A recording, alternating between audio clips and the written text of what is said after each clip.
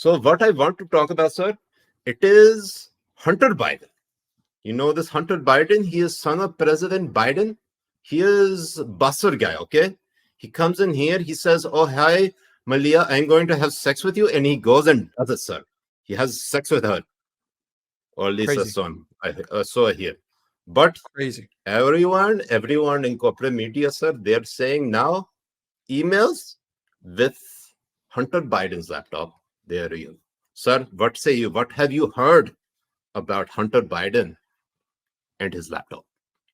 That it took 2 years for some reason for Washington Post to come out and say every email was authentic, especially the emails talking about business dealings with hundreds of millions of dollars changing hands and changing bank accounts and everything.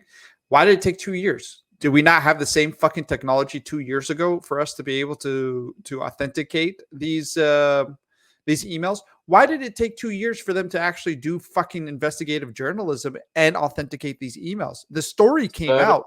They are doing this to fuck with us, sir. It's not just to fuck with us. It's just to show us that they're unethical pieces of fucking garbage. They're not gatekeepers of truth.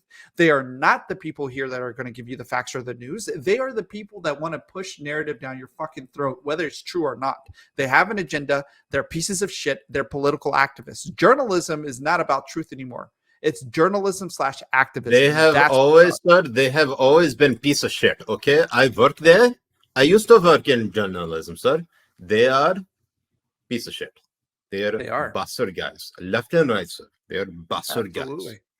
So what we are seeing here, so Washington Post, they report to, oh no, was it Washington Post? It was Washington Post. Washington Post. They post article, they say, here's how, or let me share it with you, sir. I'm going to share it and show you on my screen because it is the absolute bullshit. Give it to me. Let us see here, Washington Post. Here's how the Post analyzed Hunter Biden's laptop subheader. Or yes, the analyst. Okay, analyst. Two experts confirm veracity. They confirm the veracity of thousands of emails, but say a thorough examination was stymied by missing data. Oh, sir, what kind of data must this be, sir? What kind of data? But let's read on. Okay, thousands of emails purportedly from the laptop computer of Hunter Biden, President Biden's son, are authentic communications that can be verified through cryptographic signatures from Google and other technology companies. Say two security experts who examined the data at the request of the Washington Post. The verifiable emails are a small fraction of 217 gigabits of data provided to the Post on a portable hard drive by Republican activist Jack Maxey. Oh, because they're Republican, they can't be confirmed serious, okay? Right. Jay, we are being gaslit. Of course. Every fucking day. Every fucking day. And this is a huge media story. And it's a huge fucking stain on media itself. And you have nobody coming out and apologizing for it. You have none of those 50 fucking informational officers, whatever the fuck they were, coming in and retracting their fucking statements that it was Russia disinformation that every news outlet ran with. And Brian Stelter went out to try and shame any anchor or journalist that said, if you lead with this story, you are discredited as a journalist. He was trying to shame. Oh, not only that, Jay, not only that, you are propagating Russian disinformation too. Yes. If you said anything acknowledging the actual validity and the credible emails, not credible, but like legitimate emails that they were real, you were spreading Russian disinformation.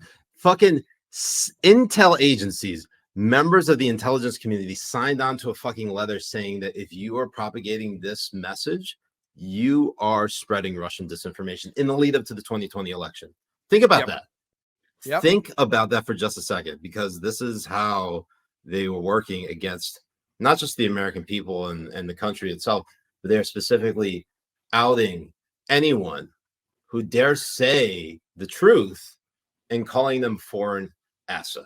They are saying that that person is in line with the Kremlin, with Vladimir Putin, and basically they're committing treason. And big social media groups censored it. They censored it. If you tweeted out the story, if you tweeted out the link, if you sent it out on Facebook, if you talked about it on YouTube, if you did any of that kind of stuff, they would take you down and they would censor you. And what did fuckers like Jake Tapper do? They cheered it on. These fucking frauds. Absolute frauds. Hank Habibi says it took 2 years for this to come out because they had Siraj send out the news article.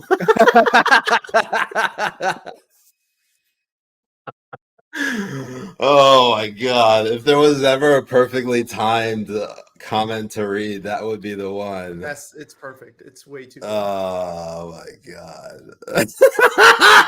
See, this is why we had to switch back to reading comments in real time, because you miss these perfect moments like this.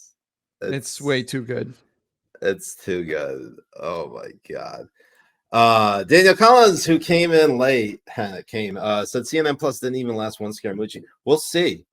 I mean, reporting on Twitter is saying one thing, but right, we know how reliable reporters are. I hope it happens. I hope it happens. You know how, like, even though porn isn't real, you still watch it to whack off. I'm gonna read that tweet later on tonight to whack off. Nice, to whack off. Excellent. Jack Aesop 369 says Jack Maxey said when he first gave it to the Washington Post, they deleted it and then asked for it again a year later. Are you fucking kidding me? Really? That's insane. That is insane. Insane. But there have been tons of, like even Matt Gaetz earlier this week talked about how what's it called? He was going to basically, during I think a committee hearing, present Hunter Biden's laptop or some shit, and then he was turned down by Jerry Nadler, the committee chair. I don't know, but basically, Jay, like everything just seems incredibly suspect. There's nothing that I trust anymore, and the fact that we've been lied to, and now that we've been lied to earlier, and then a year and a half later, this information comes out and be like, oh, whoops, we got, actually this whole thing that we, censored, the New York Post over and called Russian disinformation. Turns out it was real. Turns out it was accurate. Whoopsies. Oh, can you blame us? How are we supposed to know? Whoopsie dozies. Whoopsie daisies. Habibi.